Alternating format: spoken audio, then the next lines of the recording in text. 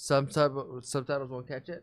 Okay, so if the subtitles are 100%, then you come in and you give me the extra context. But what is Article 370? Why is it getting removed? Fill me in. Government बनाने के लिए Did you dye your hair? Or is your hair naturally that color? सबसे पहले तो phone वगैरह try करती हैं, लेकिन वो फोन नहीं उठता है। लेकिन आप कोइंसिडेंस देखिए, उसी पर्टिकुलर टाइम पे फैक्स मशीन खराब हो जाती है। इसी दिन आर्टिकल 370 हटाने की नींव रख दी गई थी। अनुच्छेद 370 के सभी खंड लागू नहीं होंगे। इस पर्टिकुलर टाइम तक बीजेपी ने अपनी पूरी प्लानिंग कर ली थी।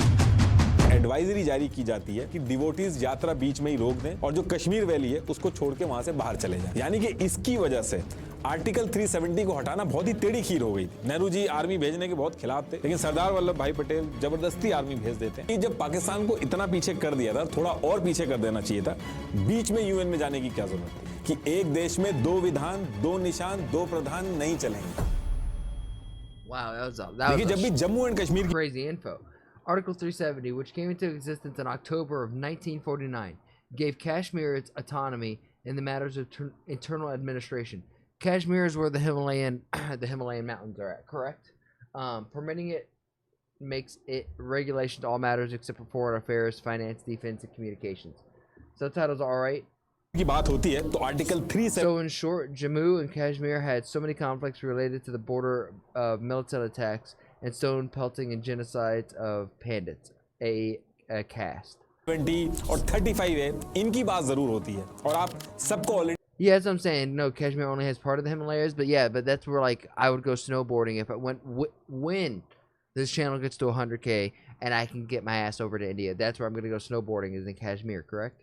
पता है कि इनको हटा दिया गया है। लेकिन ये जो आर्टिकल्स थे ये कोई नॉर्मल आर्टिकल्स नहीं थे। इनके अंदर कुछ ऐसी चीजें मेंशंस थी जिसकी वजह से इतने सालों तक ये कंट्रोवर्शियल और एक हिस्टोरिकल मुद्दा बना इंडिया के अंदर। जान दे देंगे इसके लिए, क्या बात कर रहे हो आप? इसको हटाने के बाद भी आज की डेट तक इसके बारे में बात होती है। बहुत ही यूनिक वजह से इन आर्टिकल्स को लाया गया था और जब इनको हटाया गया वो भी यूनिक था, इसलिए इतने साल लगे इसको हटाने में। 4 से 5 साल तक एक प्रॉपर प्लानिंग के तहत इसको हटाया गया और जो प्लानिंग और स्ट्रेटेजी बनाई गई थी। They throw grenades instead of snowballs. Shit. वो भी बहुत unique. It's like get down at the bottom of the mountain if you can. और वही चीज मैं आज आपको बहुत ही डिटेल में बताऊंगा कि ये लाया क्यों गया था और क्या तरीके यूज हुए थे इसको हटाने के लिए। एंड आई एम श्योर आपको ऐसा लगेगा जैसे कोई चाणक्य नीति की मूवी चल रही हो, इतना दिमाग लगा के इसको हटाया गया था। बट इसको समझने के लिए हमें थोड़ा सा पीछे जाना पड़ेगा। Pakistan regularly sends terrorists there. Okay. देखिए देश आजाद होने से पहले इंडिया का जो मैप था वो ये था और इस पूरे एरिया में So when India was under British control, this is what it looked like, and this is before we had Pakistan, Afghanistan, Bangladesh, Britishers 2 तरीके से राज करते थे। Kashmir. ये मैप में आपको येलो और पिंक कलर दिख रहा होगा। जहां येलो कलर है मतलब कि वहां डायरेक्ट ब्रिटिशर्स का राज था, जिसे ब्रिटिश इंडिया कहा जाता था। और जो स्टेट्स आपको पिंक कलर में दिख रहे हैं वहां ब्रिटिशर्स उस जगह के राजा या निजाम के साथ मिलके इनडायरेक्टली राज करते थे। इनको प्रिंसली स्टेट कहा जाता था। इन प्रिंसली स्टेट्स में राजा अपने स्टेट की सभी इंटरनल चीजें खुद संभालते थे। बस डिफेंस, फॉरेन अफेयर और कम्युनिकेशन जो था ये चीजें ब्रिटिश गवर्नमेंट के हाथ में होती थी। और ये जो जम्मू एंड कश्मीर है, हैदराबाद, जोधपुर, ये सब प्रिंसली स्टेट्स थे। ऐसे करके करीब 565 प्रिंसली स्टेट थे। आगे बढ़ने से पहले मैं आपसे एक काफी कॉमन प्रॉब्लम डिस्कस करना चाहता हूं, जिसके बारे में रिसेंटली कुछ सब्सक्राइबर्स ने भी मुझसे पूछा था। ये इंडियन मेल्स में एक बढ़ती प्रॉब्लम होती जा रही है और वो है हेयर लॉस। जनरली हमने अपने दिमाग में एक चीज फिक्स कर रखी है। I promise you, this isn't just to Indian men. This is pretty much all men. So there was this article which was short about which you can't act very much there. No elections. You can't sell by the land. There was no 2 families who ruled by the election, and it ate all the money, which is the development of Jammu and Kashmir. Got it. कि अगर हमारे माँ बाप में से किसी को hair fall की प्रॉब्लम थी, मतलब हम भी गंजे हो जाएंगे और इस जेनेटिक हेयर लॉस का कोई इलाज नहीं है। अब देखिए ये बात तो सच है कि ऐसे केसेस में गंजे होने का रिस्क रहता है, लेकिन अगर आप टाइमली एक्शन लें तो इससे बचा जा सकता है। आप Yeah, you can take timely action of it, but I also think like just eating healthy, working out. You can take some hair supplements, but trying to live like as stress-free of a life will be the best thing for your hair as possible. के सामने मैं उन लोगों के results दिखाना चाहता हूं जिनको जेनेटिक हेयर लॉस होना शुरू हुआ, लेकिन उन्होंने मैनेज कर लिया इसको। They're not nerdy. They're giving me more context. I want as many perspectives as this as I can, because I'm not. it's only going to help me form my own perspective, right? Hair loss जो होता है वो DHT hormone से होता है, जो सभी mails में होता है, लेकिन जिनके बाल DHT से सेंसिटिव होते हैं उनमें ये हेयर लॉस पैदा करता है। और ये जो सेंसिटिविटी है ये डाइट, लाइफस्टाइल, स्ट्रेस से इंक्रीज हो सकती है। तो इसका जो ट्रीटमेंट है वो भी ये सारी चीजें समझ के करना चाहिए, जो ट्राया एकदम अच्छी तरीके से करता है। ट्राया का हेयर टेस्ट आपके हेयर लॉस का स्टेज, रीजन, टाइप आइडेंटिफाई करेगा और फिर आपको कस्टमाइज ट्रीटमेंट देगा। इनके बाकी 93% कस्टमर्स की तरह मैंने खुद इससे काफी इंप्रूवमेंट देखा है। आप भी ट्राया डाउनलोड करके फ्री हेयर टेस्ट लेकर अपना कस्टमाइज किट लीजिए और 5 से 6 महीने में रिजल्ट देखिए। मेरा कूपन कोड 20NR यूज करने पर आपको 20% डिस्काउंट भी मिल जाएगा। लिंक मैंने डिस्क्रिप्शन में दे दिया। तो टॉपिक पे वापस आते हैं। अब देखिए होता क्या है कि जब ब्रिटिशर्स का इंडिया से जाने का टाइम आता है तो ब्रिटिश गवर्नमेंट 2 जून 1947 को एक माउंटबेटन प्लान लेके आती है, जिसमें यह था कि ब्रिटिश इंडिया को Can't grow back hair, it's all BS. Hey, you said religious it, not me. Demography यानी कि हिंदू मुस्लिम पॉपुलेशन के हिसाब से 2 देशों में बांट दिया जाएगा। और ये जो प्लान था इसमें सबसे इंपॉर्टेंट बात ये थी कि ब्रिटिश इंडिया को ही बांटा जाएगा। ये जो प्रिंसली स्टेट्स थी ये इसमें इंक्लूडेड नहीं थी। इस प्लान में ये कहा गया था कि जो प्रिंसली स्टेट है उनकी मर्जी है, वो इंडिया के साथ रहना चाहे तो इंडिया के साथ रहें, पाकिस्तान के साथ रहना चाहे तो पाकिस्तान के साथ रहें, या फिर उनका अगर मन है कि वो इंडिपेंडेंट रहना चाहती हैं तो इंडिपेंडेंट रह सकती है। तो उस टाइम पे ऐसे एरिया वाइज पॉपुलेशन रहती थी। डार्क ग्रीन वाला जो एरिया आप देख रहे हैं इसमें मुस्लिम पॉपुलेशन जो थी वो मेजॉरिटी में थी। तो ये जो माउंटबेटन प्लान था इसको 18 जुलाई 1947 को इंडिया इंडिपेंडेंस एक्ट 1947 के नाम से लागू करके बंटवारा शुरू कर दिया जाता है, जिसमें बंगाल के 2 हिस्से होते हैं, East Bengal. And right now, what's going on in Bengal is so unfortunate, and it really feels like it's just conflicts over who has control of the Bay of Bengal. जो था वो पाकिस्तान के पास गया। फिर पंजाब के 2 हिस्से होते हैं, जिसमें वेस्ट पंजाब जो था वो पाकिस्तान के। I need to do some videos over Punjab because I can understand. I think there's some issues going on in Punjab right now, right? There's like some conflicts going over there. पास गया सिंध, और ये जो पूरा Balochistan province है ये पाकिस्तान के पास गया, और बाकी जो ब्रिटिश इंडिया का part. That's right, Omni. You are. So, how is it over there? And because I just feel like there's so much conflict over there, and it's just over who has control over the Bay of Bengal. था वो सारा का सारा India के पास गया। और फिर इसके बाद 14 अगस्त 1947 को पाकिस्तान और 15 अगस्त 1947 को। Actually, I like that. I am a warmonger. I like it. India आजाद होता है। ये जो एरिया था इस तरीके से बांटा गया था।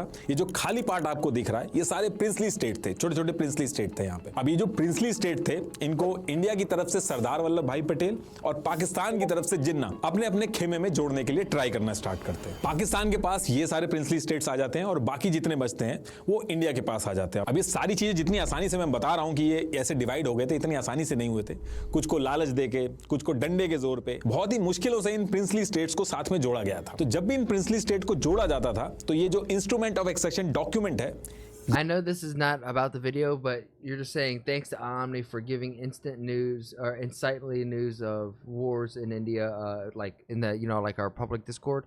I have to say thank you to everybody who's in the Discord, who's talking. I'm trying to be more active in it, but thank you. I never thought I would have any amount of success, and recently I found that I feel like I've had a little bit of success, and I know that there's many people who are in the Discord, in this little community, who want to do great things in this life, and I promise you, if this goofy guy can have a little bit of success, it's just for me putting myself out there, right, and doing it consistently. So please, for me, for you, if you have a passion, if you have a dream, understand that you're set up high enough, you're strong enough to take those dreams and make them your own. Okay? Now back to the video.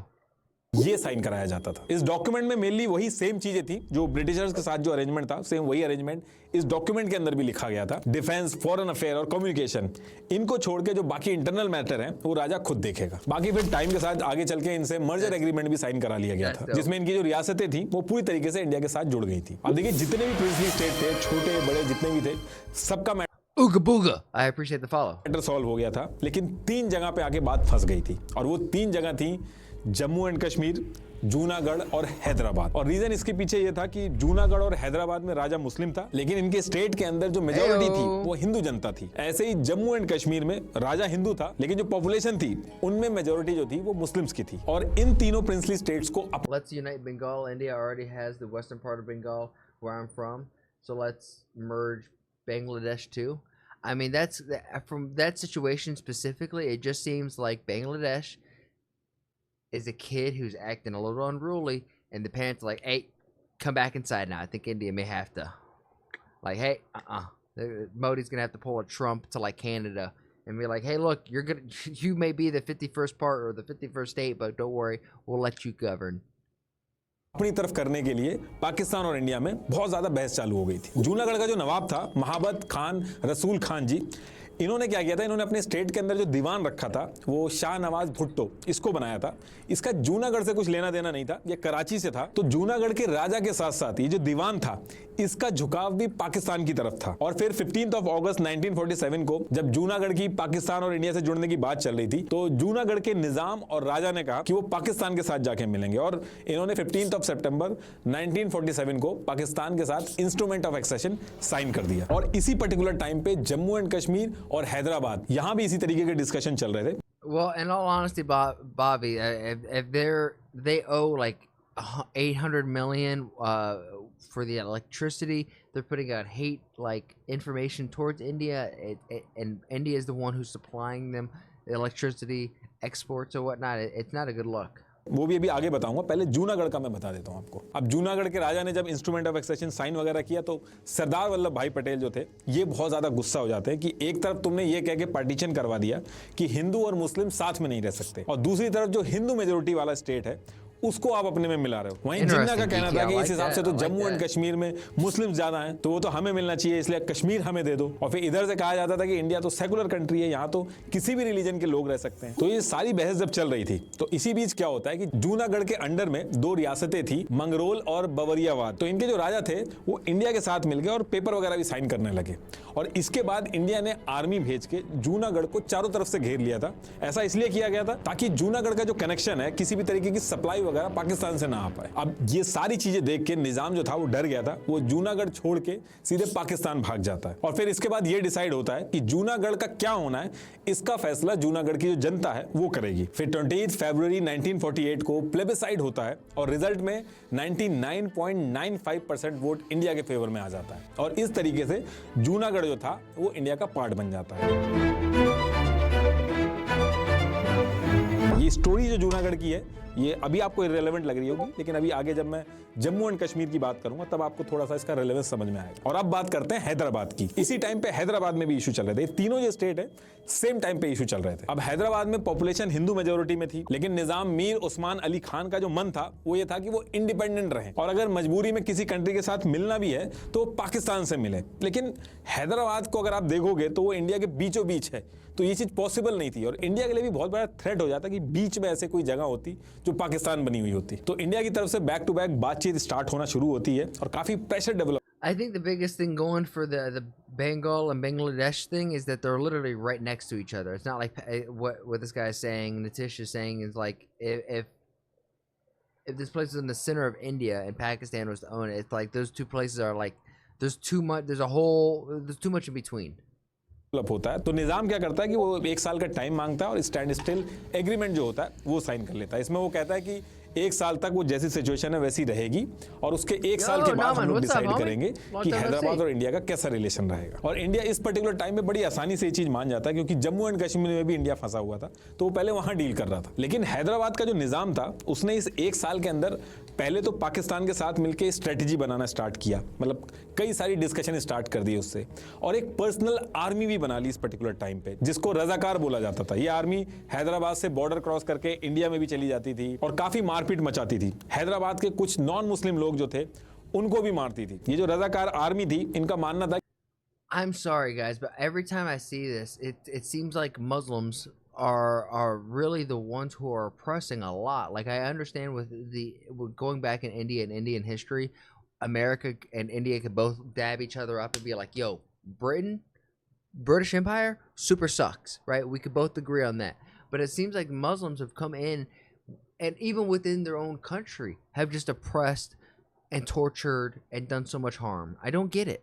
कि हैदराबाद एक independent देश बनना चाहिए। अब ये जो रजाकार army थी इतना ज्यादा परेशान कर देती कि Geeky nerd, it's okay. I'm a nerd too. India को सब कुछ छोड़ के हैदराबाद में अपनी आर्मी भेजनी पड़ती है। नेहरू जी आर्मी भेजने के बहुत खिलाफ थे, लेकिन सरदार वल्लभ भाई पटेल जबरदस्ती आर्मी भेज It's like no matter where I go back in history, whether I'm going in like South America, whether I'm learning about Japan or Chinese or Indian, Mongolian, whenever Muslim comes in, and I really hate to say this because this is going to sound super hateful, and I want to spread love not hate. But whenever I see a Muslim sect come into an area, it seems like that's where the oppression, the hate, and the judgment starts and spawns from. देते हैं। इस पूरे operation को operation पोलो नाम दिया गया था। 2 दिन के अंदर पूरा का पूरा जो हैदराबाद था वो कंट्रोल में आ जाता है और निज़ाम यानी कि मीर उस्मान अली खान इंडिया के साथ इंस्ट्रूमेंट ऑफ एक्सेशन जो था वो साइन कर देते हैं। और अब आते हैं जम्मू एंड कश्मीर पे, जहां पे आर्टिकल 370 और 35A जो है इनकी कहानी स्टार्ट होती है। और थोड़ा सा जम्मू एंड कश्मीर के अंदर जो इंटरनल सिचुएशन चल रही थी वो डिस्कस कर लेते हैं, फिर आते हैं अपनी मेन कहानी पे। तो देखिए जम्मू एंड कश्मीर में क्या था कि करीब 77% पॉपुलेशन जो थी वो मुस्लिम। India draws a line on Kashmir. From 1462 to 1952, Ghalib and 3 of his descendants ruled Jammu and Kashmir. Significantly, from 1947, this princely state had a 77% Muslim majority, which made some subcontinents believe that the state's final ruler, Mahara Hari Singh, should accede to Pakistan. Instead, he chose to India.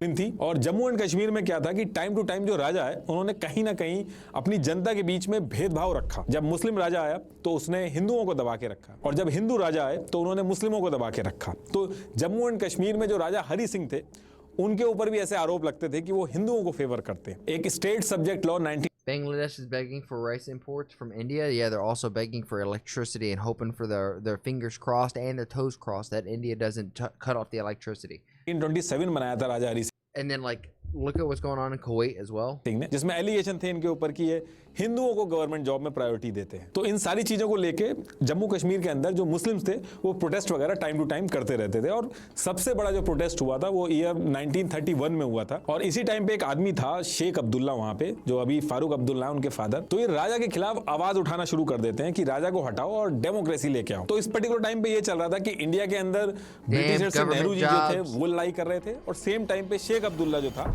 वो कश्मीर के अंदर राजा के खिलाफ मुहिम चला रहा था, लड़ाई कर रहा था। और अपनी बात आगे रखने के लिए शेख अब्दुल्ला ने all Jammu and Kashmir Muslim conference नाम से एक पार्टी बनाई थी, जो आगे चल के सेकुलर दिखाना था उनको, तो उसका नाम चेंज करके नेशनल कॉन्फ्रेंस रख दिया गया था। और ये जो पॉलिटिकल पार्टी है ये अभी भी है। तो उस टाइम पे नेहरू जी एक तरफ इंडिया में डेमोक्रेसी लाने के लिए क्विट इंडिया मूवमेंट कर रहे थे, सेम टाइम पे जो शेख अब्दुल्ला थे ये भी Government jobs are the cause of all evil and conflicts. You ain't lying. Because the people that are living in these countries, they just want to eat, love their family, and kind of progress through life, right? Maybe have a little bit of growth and some wins along the way.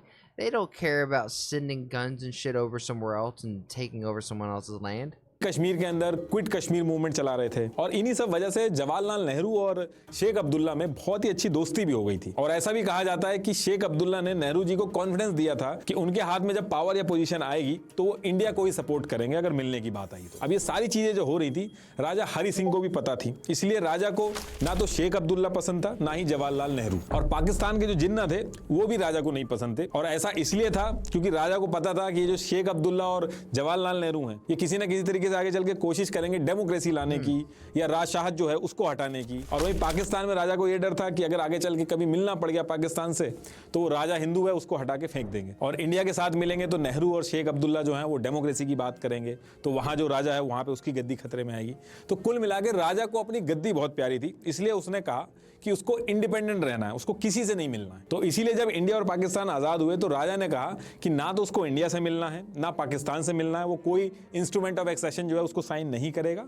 हाँ, वो एक चीज कर सकता है कि वो stand still agreement जो है उसको साइन कर लेगा। और इस चीज का ऑफर जो है उसने पाकिस्तान और इंडिया दोनों को दिया, जिसमें से पाकिस्तान ने ये जो स्टैंड स्टिल एग्रीमेंट था इसको साइन कर लिया था, जिसका मतलब ये था कि जम्मू एंड कश्मीर और पाकिस्तान के बीच में trade, travel, communication, flow of essential commodities जो है ये एकदम फ्रीली मूव होंगी। लेकिन इंडिया ने ये स्टैंड स्टिल एग्रीमेंट भी साइन नहीं किया था। अब पाकिस्तान ने एग्रीमेंट साइन तो कर लिया था, लेकिन पाकिस्तान के मन में डे वन से था कि कैसे भी करके कश्मीर को वो पाकिस्तान से जोड़ ले, क्योंकि वहां पे उसको लगता था कि वो पाकिस्तान को बिलोंग करता है, वहां मुस्लिम पॉपुलेशन ज्यादा है। और जब उसको लगा कि ये स्टैंड स्टिल एग्रीमेंट वगैरह इससे कोई फायदा है नहीं, चीजें हाथ से बाहर जा रही हैं, तो पाकिस्तान ने इस एग्रीमेंट को फॉलो करना बंद किया और कश्मीर के सारे जो फूड सप्लाई वगैरह थे वो सब रोक दिए और नेक्स्ट डे कश्मीर के ऊपर अटैक कर दिया। We cannot, if we play this game, then people may start spreading hatred against Indian government, calling them the government of Hindus, and they may start chopping the rest of Hindus left. And they may start instigating the illegal 100 million Bangladeshis in India to create violence, so we cannot do anything apart from providing them with everything they ask until Trump resumes office. Indonesia was the largest Muslim population, am I right? Or am I right? You are right. Bobby, can you put it in the public? लेकिन put it attack in करने the, के लिए Pakistan public ने thread. अपनी military नहीं भेजी, इसकी बजाय अनऑफिशियली एक पश्तून ट्राइब थी वहां की, उसको लड़ I want to go back to Naman. You're saying we cannot, if we play this game, then the people may start spreading hate against Indian government, calling them the government of Hindus, and they might start trapping the rest of the Hindus left, and they may start instigating the illegal 100 million Bangladeshis in India to create violence. I think I'm picking up what you're putting down.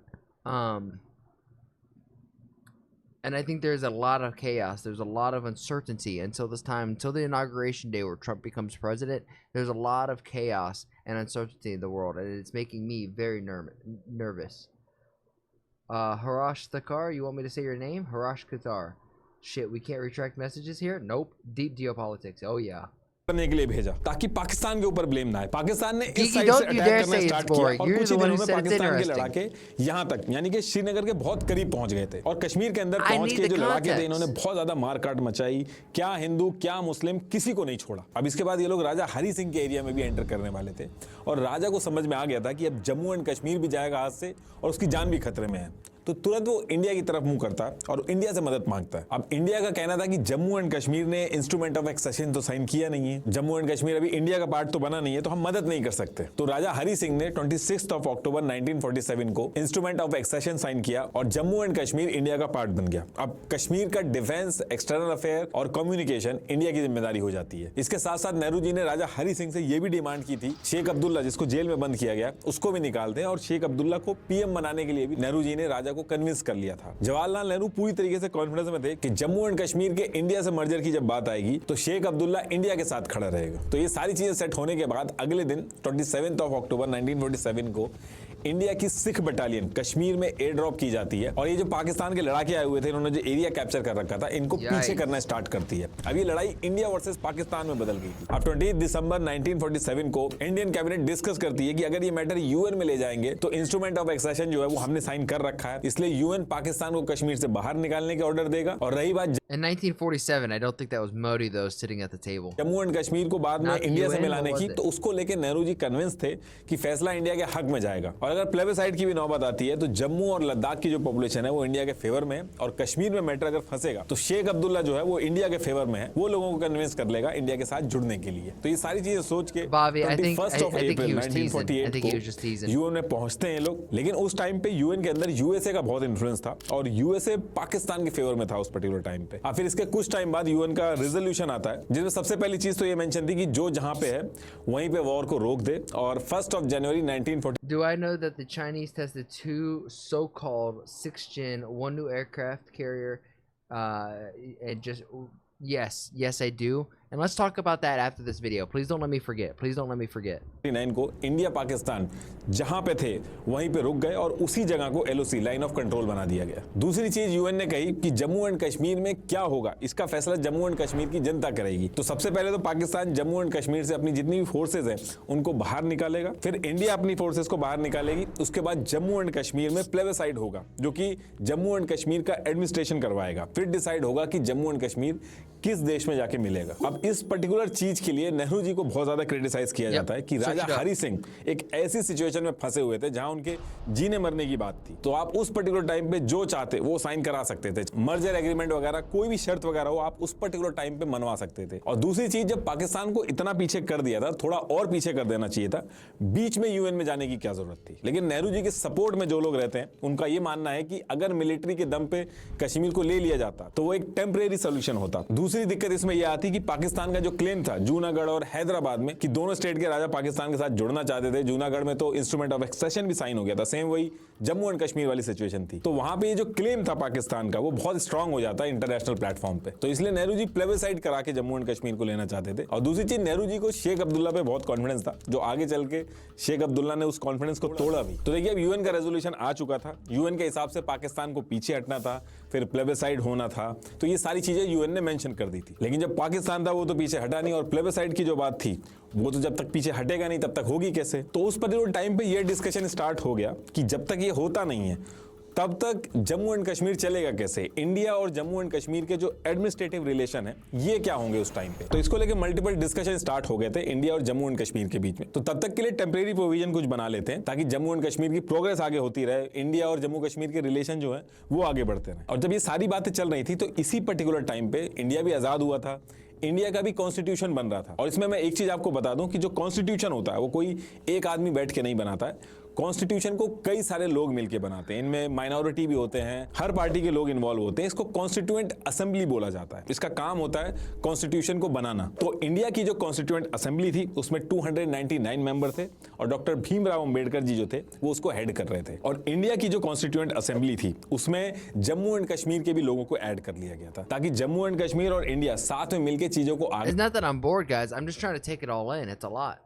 बढ़ाएं और इसका And it's not something that I'm super familiar with, so I just gotta lock in. कुछ solution निकाले। और इस particular time पे Jammu and Kashmir जो था उसका खुद का कोई constitution You think your constitution is the worst? Can you articulate why that is? नहीं था और ना ही उसकी कोई कॉन्स्टिट्यूएंट असेंबली बनी हुई थी। अब अगर आप जो इंस्ट्रूमेंट ऑफ एक्सेशन है जो साइन हुआ था उसमें अगर 7th पॉइंट पे देखोगे तो इसमें लिखा है कि किसी भी कीमत पे फ्यूचर में इंडिया का जो कॉन्स्टिट्यूशन है वो जम्मू एंड कश्मीर पे नहीं चलेगा।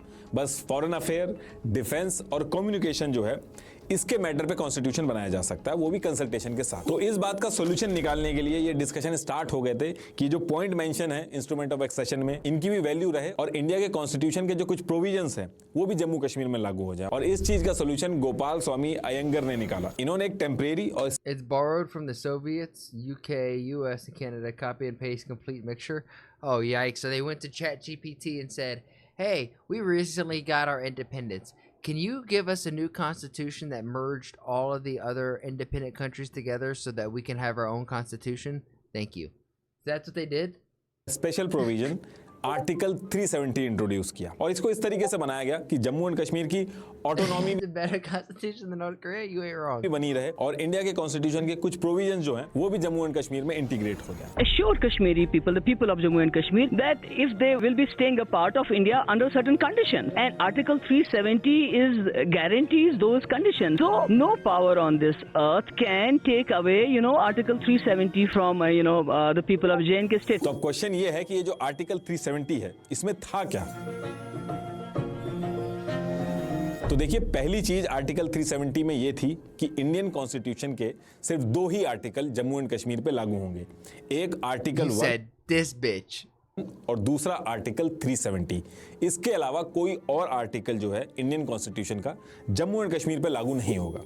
आर्टिकल 1 में यह था कि India that is Bharat is a union of state, और ये जो फ्रेज है यूनियन ऑफ स्टेट इसमें जम्मू एंड कश्मीर भी है, मतलब कि Jammu and Kashmir is an integral part of India. और इस पर्टिकुलर आर्टिकल को लेके कोई भी विवाद नहीं है, चाहे वो जम्मू कश्मीर से कोई हो चाहे इंडिया से हो, दोनों लोग ये मानते हैं कि जम्मू एंड कश्मीर जो है वो इंडिया का पार्ट है। इनफैक्ट जम्मू एंड कश्मीर का जो आगे चल के कॉन्स्टिट्यूशन भी बना था उसमें भी सबसे पहला आर्टिकल में यही लिखा गया है कि जम्मू एंड कश्मीर जो है वो इंडिया का इंटीग्रल पार्ट है। तो अब ये तो आर्टिकल 1 की बात हो गई। अब आर्टिकल 370 में ये था कि इंडिया का जो पार्लियामेंट है वो इंडिया के लिए तो कुछ भी लॉ बना सकता है, लेकिन इंडिया का पार्लियामेंट जम्मू एंड कश्मीर के लिए सिर्फ 3 चीजों पे ही रूल्स एंड रेगुलेशन बना सकता है। और वो 3 चीजें क्या थी? वो इंस्ट्रूमेंट ऑफ एक्सेशन में मेंशन थी, मतलब कि फॉरेन अफेयर, डिफेंस और कम्युनिकेशन। और इन तीनों सब्जेक्ट पे भी जब लॉ बनाएगा इंडिया का पार्लियामेंट तो जम्मू एंड कश्मीर की जो गवर्नमेंट है उससे भी कंसल्टेशन करेगा, एक बार बताना होगा। तो अब क्वेश्चन ये है कि ये जो 3 subject Bharat, Hindustan, and India are the three names of India. So Bharat is also another name of India. हैं, इसके अलावा भी इंडिया का कॉन्स्टिट्यूशन जम्मू एंड कश्मीर के लिए कुछ प्रोविजन या कुछ लॉ वगैरह बना सकता है क्या? तो इसका आंसर है यस, बनाया जा सकता है, लेकिन उसकी कुछ कंडीशन है जो आर्टिकल 370 में मेंशन है। तो उसमें यह है कि इंडिया, ये जो 3 सब्जेक्ट हैं डिफेंस, फॉरेन अफेयर और कम्युनिकेशन, अगर इसके अलावा इंडिया का कोई कानून जम्मू एंड कश्मीर में लागू करना है या कोई ऐसा प्रोविजन है जो जम्मू कश्मीर में लागू करना है तो सबसे पहले प्रेसिडेंट ऑफ इंडिया को एक प्रेसिडेंशियल ऑर्डर पास करना होगा। लेकिन वो जो प्रेसिडेंशियल ऑर्डर होगा वो तब इशू होगा जब जम्मू एंड कश्मीर की जो गवर्नमेंट है वो अप्रूवल देगी, उसके बाद ही वो प्रेसिडेंशियल ऑर्डर जो है वो पास हो सकता है। बाकी इसके अलावा कोई भी और तरीका नहीं है इंडिया का कोई भी कॉन्स्टिट्यूशन जम्मू एंड कश्मीर के अंदर लागू करने का। तो कहने का मतलब यह है कि एक तरह से जम्मू एंड कश्मीर की जो गवर्नमेंट होगी वही डिसाइड करेगी कि इंडिया का कौन सा provision. This is propaganda. Namran is saying that this is fake news. Why are you guys recommending fake news? But He is saying that this is propaganda. They used Russian jets to this day to make copies of the Su-27 and the Su-35. High chances that they get the Russian 5th gen Su-57 or the Su-75. Still, people in the Indian defense community believe we are behind them. We are, in fact, this is not true. We are very much ahead. If so, why are they increasingly attacking our defenses and our tech? I asked this. No one can answer. But along with American ones, this is all a lie. I think that they did this because Sleepy Joe will either A, give up money to the Taiwan or give money for new projects for companies who increase pressure on Trump because he doesn't like Trump. No, they do not like him. So that they cannot focus on local issues. I'm sorry. I started and I couldn't stop. Vision या law उनको चाहिए। जैसे GST के time पे आपने देखा होगा, जब जीएसटी पूरे इंडिया में लागू हो गया था उसके भी कई दिन बाद जम्मू एंड कश्मीर में लागू हुआ था, क्योंकि तब तक जम्मू एंड कश्मीर की गवर्नमेंट ने अप्रूवल नहीं दिया था। और तीसरी चीज, ये जो आर्टिकल 370 है, जो तीसरा सेगमेंट है, उसमें ये भी लिखा हुआ है कि आर्टिकल 370 को हटाया कैसे जा सकता है, क्योंकि उस टाइम पे ऐसे डिस्कशन होते थे कि ये जो आर्टिकल 370 है ये तो बस तब तक के लिए जब तक प्लेबिसाइड नहीं हो रहा, पाकिस्तान पीछे नहीं हट रहा है, बस तब तक जरूरत है, उसके बाद तो आर्टिकल 370 की जरूरत ही नहीं पड़ेगी। तो आर्टिकल 370 को कैसे हटाया जाएगा, उसमें यह लिखा था कि अगर आर्टिकल 370 को हटाना है तो जम्मू एंड कश्मीर की जो गवर्नमेंट होगी सबसे पहले उससे अप्रूवल लेना होगा, उसके बाद जम्मू एंड कश्मीर की जो कॉन्स्टिट्यूएंट असेंबली होगी उससे अप्रूवल लेना होगा, और जब ये दोनों अप्रूवल दे देंगे उसके बाद प्रेसिडेंट ऑफ इंडिया जो होगा वो प्रेसिडेंशियल ऑर्डर पास करेगा, उसके बाद आर्टिकल 370 हट जाएगा। लेकिन आगे चल के जो 370 को हटाने में जो सबसे बड़ी दिक्कत आती है वो ये आती है कि जम्मू एंड कश्मीर की जो कॉन्स्टिट्यूएंट असेंबली थी उसने जम्मू एंड कश्मीर का कॉन्स्टिट्यूशन बनाया और बनाने के बाद वो डिसॉल्व हो गई, यानी कि जम्मू एंड कश्मीर की कॉन्स्टिट्यूएंट असेंबली बची ही नहीं, और जब वो बची ही नहीं तो वो अप्रूवल कैसे देगी, यानी कि इसकी वजह से आर्टिकल 370 को हटाना बहुत ही टेढ़ी खीर हो गई थी। और यही रीजन था कि कश्मीर के लीडर एकदम कॉन्फिडेंट होकर बोलते थे कि आर्टिकल 370 कभी भी नहीं हट सकता। We will never be able to remove Article 370. जरा करके दिखाएं फिर देखें। 200 साल हुकूमत करेगी तो ही वो होगा। You cannot touch Article 370. वो कभी भी अगर वो 10 दफा भी हिंदुस्तान के prime minister. I really wish that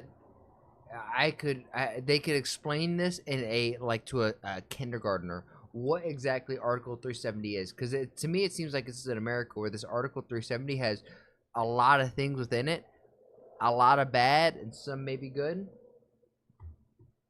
Discrimination against the non-J and K residents. Okay, so if you live in Junnar or Kashmir, you get discriminated against. बनेंगे 370 को नहीं छोड़। लेकिन हटाया गया और इतनी प्लानिंग के साथ हटाया गया कि हर कोई हैरान हो गया। अनुच्छेद 370 के सभी खंड लागू नहीं होंगे। 4-5 साल पहले इसकी प्लानिंग करके इसको हटाया गया। अभी आगे एक एक चीज बताऊंगा कि किस तरीके से हटाया गया था और क्या क्या चीजें सेट की गई थी। तो उस टाइम पे जब ये आर्टिकल 370 लाया गया था तो हर कोई इससे Okay, so imagine your home has a special rule that makes you a little different from the other homes in your neighborhood. This rule is called Article 370, which was a special agreement that said one part of the country called Jammu or Kashmir can make its own rules about some things, like how it is governed. Thank you. Thank you. Now this is where we get to the interesting part. So that was all context to get to this. Agree था। शेख अब्दुल्ला को लगा कि आगे चल के democracy आएगी, head of state बनेंगे। इधर राजा हरी सिंह ने कहा कि जैसे यूके में मोनार्की होती है, क्वीन और प्रिंस होते हैं, मैं भी वैसे ही बन जाऊंगा। तो वो भी एग्री हो गए।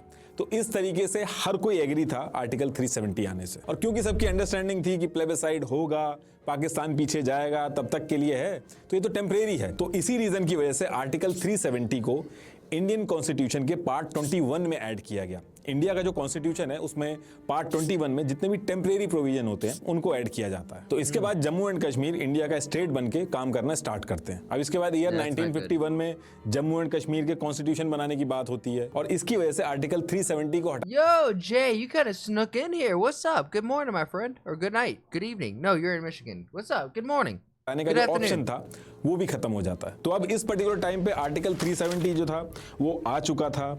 जम्मू एंड कश्मीर इंडिया का इंटीग्रल पार्ट बन चुका था, दोनों मिलकर साथ में काम कर रहे थे। लेकिन दिक्कत ये आ रही थी, जो इंडिया की बाकी कॉन्स्टिट्यूशनल बॉडी थी, जैसे सुप्रीम कोर्ट हो गया, बाकी भी जो प्रोविजंस थे, बैंकिंग, इलेक्शन कमीशन, CAG, कई सारे डायरेक्टिव प्रिंसिपल, फंडामेंटल राइट्स, तो ये सारी चीजें जम्मू एंड कश्मीर के अंदर लागू नहीं हो पा रही थी।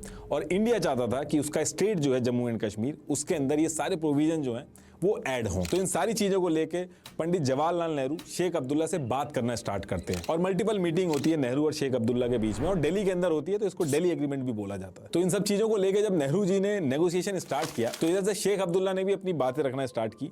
उसने कहा कि आप प्रोविजन तो ऐड करना चाह रहे हो, लेकिन कश्मीर का अपना खुद का झंडा होगा, उसका खुद का अपना PM होगा, जिसको सदर ए रियासत Got it. बोला जाएगा। इसके साथ साथ जम्मू एंड कश्मीर का एक स्टेट सब्जेक्ट लॉ 1927 था, इसकी भी डिमांड करी शेख अब्दुल्ला ने कि ये भी You saw एप्लीकेबल that होना fundamental right? Our constitution is bad. चाहिए। अब क्वेश्चन ये है कि ये स्टेट सब्जेक्ट लॉ 1927 क्या है? I know, Harsh. I know. कि 1927 में राजा हरि सिंह इसको लेके आए थे जम्मू एंड कश्मीर की जो लोकल पॉपुलेशन थी उनके राइट्स एंड आइडेंटिटी को प्रोटेक्ट करने के लिए, ताकि आसपास के एरिया के जो बिजनेसमैन थे और वर्कर थे उस टाइम पे जम्मू एंड कश्मीर में आते थे, तो वहाँ की आइडेंटिटी या डेमोग्राफी चेंज ना कर दें। इस वजह से इस लॉ को लाया गया था। इस लॉ में मेनली यही था कि बाहर से कोई आदमी आएगा तो वो लैंड नहीं खरीद सकता, गवर्नमेंट जॉब जो होगी वो उसको नहीं मिलेगी, जो जम्मू एंड कश्मीर के परमानेंट लोकल रहने वाले हैं उनको मिलेगी, परमानेंट रेजिडेंट कौन होगा वो डिसाइड होगा। Yeah, no, that's kind of crazy. That's crazy. You should be able to buy land and get a government job. That's तो ये actually सारी insane. चीजें थी इसमें। तो जवाहरलाल नेहरू इस पे कहते हैं कि जो तीनों चीजें हैं, ये जो स्टेट लॉ है आपका 1927 वाला, झंडे वाला जो सिस्टम है, और जो 2 PM की आप बात कर रहे हो, हम ये तीनों चीजें मान लेते हैं। लेकिन अब नेहरू जी ने ये कह तो दिया था, लेकिन ये करना आसान नहीं था, क्योंकि अगर जम्मू एंड कश्मीर में 2 फ्लैग Two होंगे, flags. 2 प्राइम मिनिस्टर होंगे और स्टेट सब्जेक्ट लॉ मान लिया जाए, तो ये तो एक तरह से इंडिया के अंदर डिस्क्रिमिनेशन हो गया। जो इंडिया के बाकी सिटीजन है उनके लिए डिस्क्रिमिनेशन हो गया। इंडियन कॉन्स्टिट्यूशन के चैप्टर ऑफ फंडामेंटल राइट्स हैं, आर्टिकल 14, आर्टिकल 19, आर्टिकल 21, इनके हिसाब से तो इंडियन सिटीजन में कभी भी डिस्क्रिमिनेशन नहीं होना चाहिए। जैसे मान लो मैं लखनऊ में रहता हूं और मैं कल को गुड़गांव शिफ्ट हो जाता हूं, तो कुछ टाइम बाद मेरी कॉन्स्टिट्यूएंसी चेंज की जा सकती है, मैं गुड़गांव से भी वोट What is UCC? कर सकता हूं, लेकिन जम्मू एंड कश्मीर में मैं जाके 50 साल भी रह लूं तो ऐसा नहीं कर सकता। तो ये चीज इंडिया के बाकी जो स्टेट के लोग थे उनके साथ तो डिस्क्रिमिनेशन हो गया, क्योंकि वो लोग जम्मू एंड कश्मीर में जाके ना तो जमीन खरीद सकते, ना गवर्नमेंट जॉब उनको मिलेगी, चाहे वो कितने भी साल रह ले वहां पे। अभी डिस्क्रिमिनेशन तो था, लेकिन उसके बाद भी इसको लाया गया, अलग अलग कॉन्स्टिट्यूशनल रेमेडीज जो होती हैं उनका यूज करके इसको लाया गया। और वो इसलिए लाया गया ताकि इंडिया के जो बाकी प्रोविजन है, जैसे Sharia for supreme Muslims, court, got it. Election commission, ये सारी चीजें जम्मू कश्मीर के अंदर भी लागू हों, और वो बहुत जरूरी थी। और यही वो टाइम था जब आर्टिकल 370 के अंडर आर्टिकल 35A लाया गया। और जिस तरीके से आर्टिकल 370 में मेंशन था कि पहले प्रेसिडेंशियल ऑर्डर लाना होगा, फिर जम्मू एंड कश्मीर की जो स्टेट होगी वो परमिशन देगी, तो ठीक उसी तरीके से आर्टिकल 35A को आर्टिकल 370 के अंदर लाया गया। इसीलिए आप देखोगे कि जो चीजें मेंशन है, You're mad at me. You have changed. You watch Indian videos. You can't play games, huh? Esports player. Where's your cod clutches? I miss Orod when you were for 2 months. We're still playing. Article 30 We're still doing games. 5A में वो सब वही Jammu and Kashmir का जो state subject law 1927 है उसी से मिलती जुलती हैं। अब क्योंकि इसकी वजह से 2 फ्लैग हो गए थे, 2 PM बन गए थे, और परमानेंट रेजिडेंस के जो रूल थे वो भी अलग थे, तो इसी वजह से आगे चल के लोग इसको कहते थे कि ये तो एक तरह से जम्मू एंड कश्मीर के अंदर ड्यूअल सिटीजनशिप है। तो आगे चल के आर्टिकल 35A जो था उसको बहुत क्रिटिसाइज किया जाता था, लेकिन उस पर्टिकुलर टाइम पे जब ये लागू हुआ था तो पूरे इंडिया में जश्न मनाया गया था। वो इसलिए क्योंकि Indian Also, in terms of like gaming, I know this is a long video and I don't want to derail it too much. Right now, all the games are kind of mid. The one that I like the most is Marvel Rivals. I've been playing Marvel Rivals a lot, but gaming just this past month and a half, nothing's keeping my interest. You know what I mean? So it's just that's why I haven't been playing a lot of games, Bobby.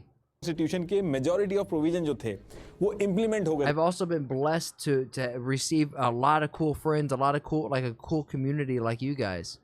Jammu and Kashmir में, और Jammu and Kashmir के लोग थे वो भी खुश हो गए थे, क्योंकि उनको लग रहा था कि जब तक प्लेबिसाइड होगा इंडिया के जो सिटीजन हैं वो यहाँ आके जमीनें खरीद लेंगे, यहाँ की सिटीजनशिप ले लेंगे, तो यहाँ की डेमोग्राफी चेंज हो जाएगी। तो ये जो आर्टिकल 35A है ये जो इंप्लीमेंट हो गया, तो इसकी वजह से उनकी डेमोग्राफी खराब नहीं होगी, तो वो भी बहुत खुश थे। अब देखिए, जब आर्टिकल 35A इसको जब इंप्लीमेंट करने की बात चल रही थी, तो शेख अब्दुल्ला के तेवर और एम्बिशन दोनों बदल चुके थे। जो कॉन्फिडेंस वो इंडिया को पहले दे रहे थे, अब इस पर्टिकुलर टाइम पे वो चीज चेंज हो चुकी थी। इनफैक्ट हर चीज में वो मना करने लगे थे, और इंटेलिजेंस की रिपोर्ट से ये भी पता चला था कि इन्होंने पाकिस्तान के साथ भी नेगोशिएशन स्टार्ट कर दी थी। इनफैक्ट आर्टिकल 35A को ये ये रोकने के चक्कर में भी थे। तो फिर इसी टाइम पे इनके ऊपर एक देशद्रोह का केस सामने आता है, जिसे कश्मीर कॉन्स्पिरेसी केस भी कहते हैं।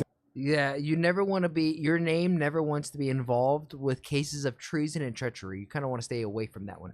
तो इस केस के चक्कर में शेख अब्दुल्ला को हटा दिया जाता है और जो उनके डेप्यूटी पीएम थे बख्शी गुलाम मोहम्मद, उनको पीएम बना दिया जाता है। और फिर आर्टिकल 35A के जितने भी डिस्कशन होते हैं वो कंटिन्यू करते हैं और आगे चल के आर्टिकल 35A इंप्लीमेंट हो जाता है। उस टाइम पे यानी कि ईयर 1954 में हमारे जो प्रेसिडेंट थे वो राजेंद्र प्रसाद थे, तो उन्होंने प्रेसिडेंशियल ऑर्डर 1954 पास किया, जिसको जम्मू एंड कश्मीर की गवर्नमेंट ने अप्रूव किया और फिर आर्टिकल 35A को आर्टिकल 3070 के अंदर में ऐड कर दिया गया। ये जो 1954 का प्रेसिडेंशियल ऑर्डर है, इसी के थ्रू जितने भी कॉन्स्टिट्यूशन थे जम्मू कश्मीर के अंदर ये डाले गए थे। इनफैक्ट 2019 से पहले अमेंडमेंट करके बहुत सारे अमेंडमेंट किए गए थे और इंडियन कॉन्स्टिट्यूशन के जितने भी provision. What is old L? You guys need to get this idea out, because to me, this, when you guys are crazy. You guys are insane.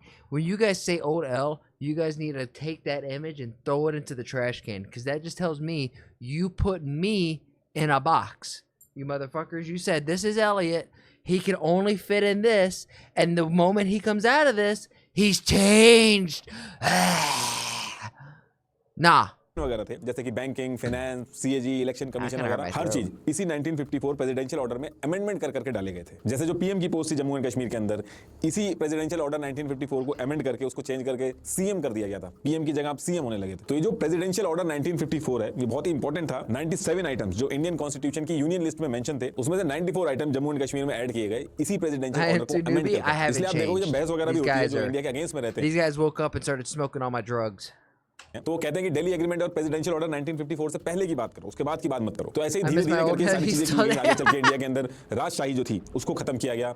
India China war हुई, India Pakistan की war हुई, पाकिस्तान की तरफ से insurgency भी काफी हुई Jammu and Kashmir के अंदर, क्योंकि वॉर में पाकिस्तान हार रहा था। Guys, this is serious. This is legitimate shit, talking about treason, chaos, death, militaries, insurgencies, and you're over here talking about Elliot's changed. Can we focus on what's actually important? तो उसने कश्मीर में insurgency करके कश्मीर के अंदर जो proxy war वगैरह होती है उसका सहारा लिया, जिसकी वजह से मल्टीपल ऐसे इवेंट हुए, 40,000 से ज्यादा लोगों की जान गई और हजारों इंडियन आर्मी के जवान शहीद हुए। तो इस पूरे टाइम पे कश्मीर में क्या क्या इवेंट हुए, कितना अनरेस्ट था, वो आपको ऑलरेडी पता है। तो ये सारे इवेंट हुए। इसके बाद जम्मू एंड कश्मीर रीजन की जो डेमोग्राफी थी वो भी चेंज हुई, और वो कैसे हुई एक बार जल्दी से वो भी दिखा देता हूं आपको। उसके बाद डायरेक्ट आर्टिकल 370 कैसे हटा उसकी बात करें। ये लाइन है, ये जम्मू से शुरू होती है NJ 9842 तक। यही लाइन LOC है जहां पे लड़ाई रुकी थी। इसके बाद कई सालों बाद इंडिया को पता चलता है कि पाकिस्तान इस एरिया को लेने का प्लान कर रहा है, तो इंडिया सियाचिन ग्लेशियर जो था उसके अंदर भी अपनी आर्मी बैठा देती है, जिसे NJ 9842 से बढ़ के LOC जो है वो यहां तक हो गई। इस पॉइंट को इंदिरा कोल कहा जाता है। फिर आगे चल के आपको पता है कि चाइना ने हमसे ये पार्ट ले लिया। ये पाकिस्तान ऑक्यूपाइड कश्मीर है, ये 3 पार्ट में चल रहा है। ये पार्ट जिसको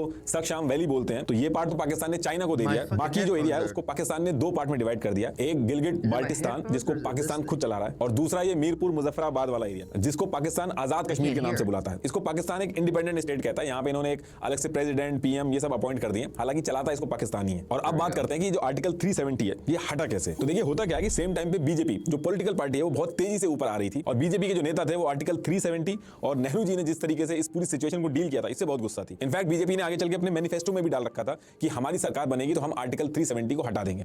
उस टाइम पे मोदी जी ऐसे धरना देते थे, लाल चौक में फैसला हो जाएगा किसने अपनी मां का दूध पिया। और आपने नारे भी सुने होंगे बीजेपी के नेताओं के मुंह से कि एक देश में 2 विधान 2 निशान 2 प्रधान नहीं चलेंगे। एक देश में 2 विधान 2 प्रधान और 2 निशान नहीं चलेंगे तो नहीं ही चलेंगे। लेकिन हो ये रहा था कि बीजेपी जम्मू एंड कश्मीर के अंदर चुनाव तो लड़ रही थी लेकिन उतनी सीट्स नहीं मिल रही थी। और फिर इसके बाद ईयर आता है 2014, और फिर 25 नवंबर 2014 से 20 दिसंबर 2014 तक जम्मू एंड कश्मीर में इलेक्शन होते हैं, और बीजेपी पूरी जान लगा के इलेक्शन लड़ती है। और इस बार जब रिजल्ट आता है तो हर कोई शॉक था। बीजेपी जिसको ज्यादा सीटें नहीं मिलती थी जम्मू एंड कश्मीर में, उसको 25 सीटें Bobby, I get that you feel that way, but I'm interested in it, brother. मिली, जो कि PDP से 3 सीटें पीछे थी। PDP को 28 सीट मिली थी। और इस इलेक्शन में बीजेपी ने जो नंबर अचीव किया था उसकी वजह से सिचुएशन ऐसी बन रही थी कि बीजेपी के सपोर्ट के बिना जम्मू एंड कश्मीर में गवर्नमेंट बनाना मुश्किल हो रहा था, क्योंकि बाकी जितनी पार्टी थी उनमें भी लड़ाई थी। तो फिर यहां से बीजेपी ने क्या किया, PDP जो कि आइडियोलॉजिकली बिल्कुल अपोजिट है बीजेपी से, उससे बात करना स्टार्ट किया। और अचानक से पता चलता है कि 25 फरवरी 2015 को अमित शाह और महबूबा मुफ्ती प्रेस कॉन्फ्रेंस कर देते हैं, और फिर 1 मार्च 2015 को दोनों मिलकर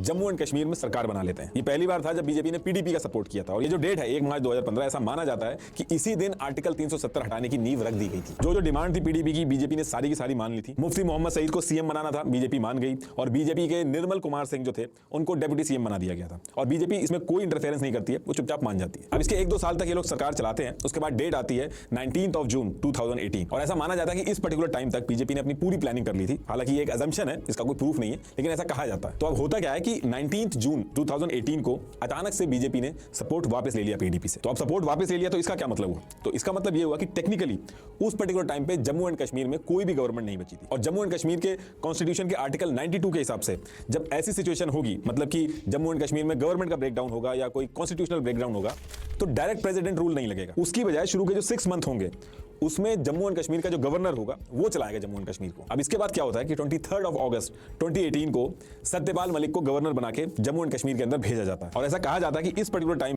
I feel like there's a chance that we got saved. Palestine issue showed us the true nature of Islam and the lovers who are being fed by taxes given narratives in the West. 2. China was studied. Xi Jinping was an idiot. If he had stopped showing aggression in only a decade, he would have had all the advanced technologies like semiconductors, stealth, etc. Hello. No. Hey, Big Daddy. The hell? They have invested 50 billion USD semiconductors. They're still not able to teach technology levels in India or West because they did not have any design. What was that? Someone hopped. This is why I can't stay in like a public Discord. If I stay in like an area and I want to just hang out and just chat, people come in and do weird stuff like that.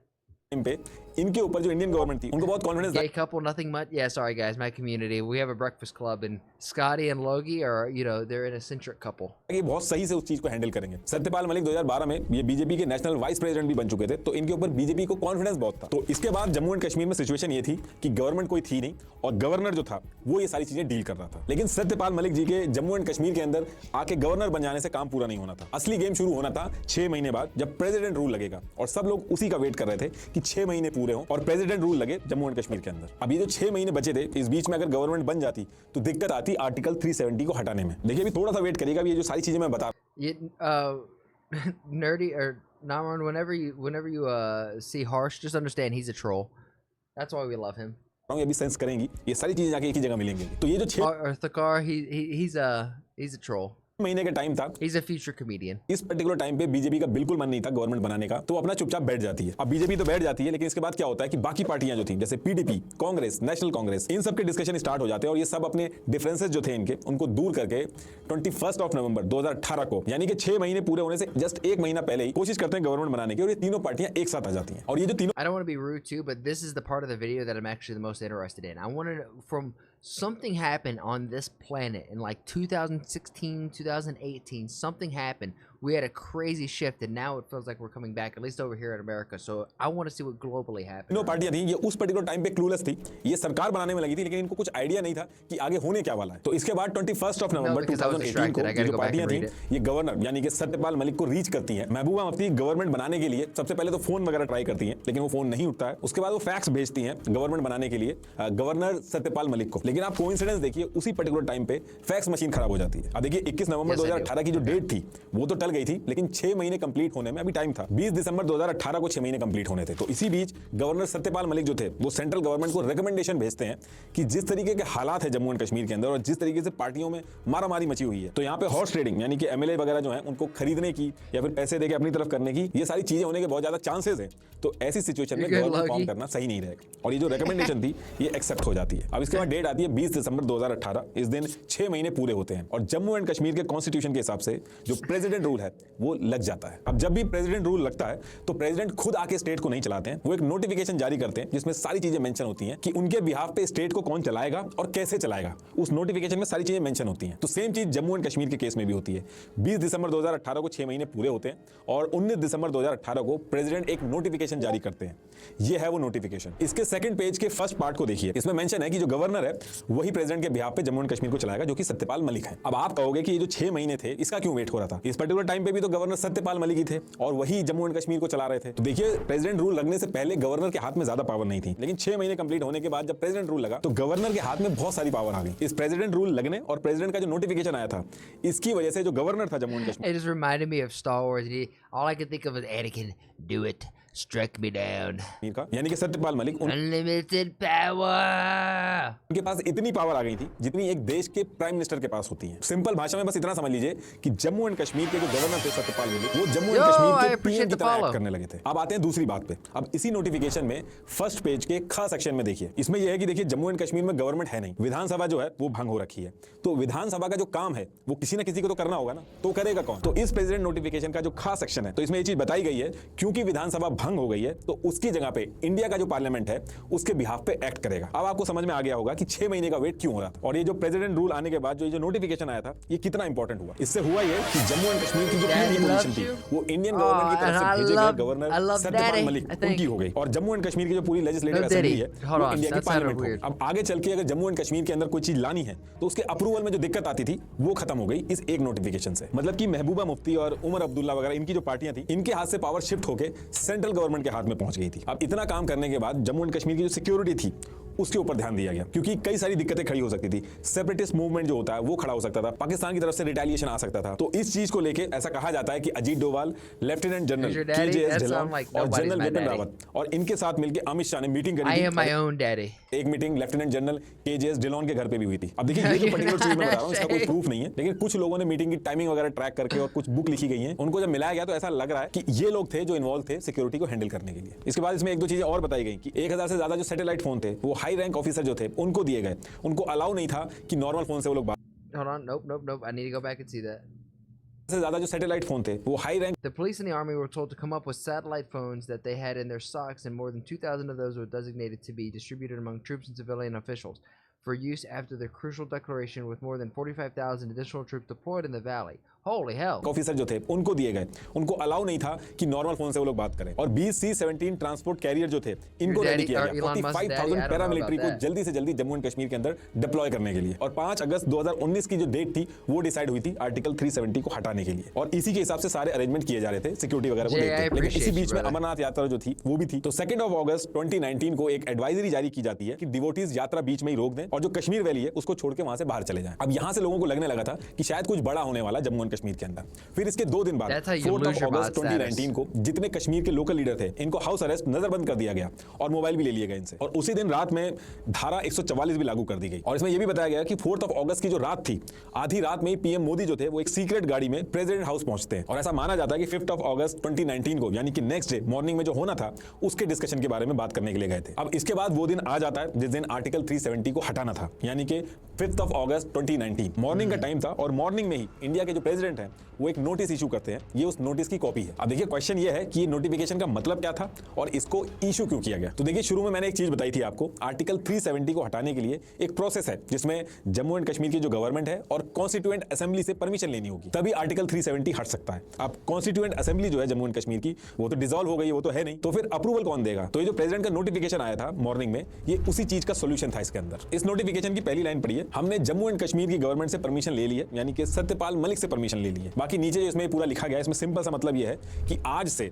Jammu and Kashmir की जो legislative assembly है उसको ही constituent assembly बोला जाएगा। ये देखिए 2D जो है ये इसमें लिखा है। तो अब क्वेश्चन ये है कि क्या ऐसा पॉसिबल है, लीगली ऐसा पॉसिबल है कि किसी भी चीज का नाम चेंज करके उसका कुछ और नाम कर दो। तो देखिए हमारे कॉन्स्टिट्यूशन के आर्टिकल 367 में ऐसे अमेंडमेंट होते हैं और ये चीज की जा सकती है। इसके साथ साथ फर्स्ट पॉइंट का पहला और दूसरा पार्ट देखिए, ये कह रहा है कि ये जो प्रेसिडेंट ऑर्डर 1954 था जिसको अमेंड कर करके जम्मू एंड कश्मीर में प्रोविजन वगैरह ऐड किए गए, इसको पूरी तरीके से हटा के उसकी जगह ये नया प्रेसिडेंट ऑर्डर 2019 है ये लागू होगा। इसमें यह है कि जो भी इंडिया का कानून होगा वो as it is Jammu and Kashmir पे लागू हो जाएगा बिना किसी एक्सेप्शन के। तो मॉर्निंग में जैसे ये नोटिफिकेशन आया इसके आते ही आर्टिकल 35A वगैरह सब राइट अवे खत्म हो गए। अब इसके थोड़ी देर बाद अमित शाह राज्यसभा पहुंचते हैं, लेकिन अमित शाह जब राज्यसभा के अंदर घुस रहे थे तो एक रिपोर्टर ने इनकी फोटोग्राफ ले ली थी एक डॉक्यूमेंट के साथ। ये वो पिक थी, इसको आप जूम करोगे तो ये फोटो है।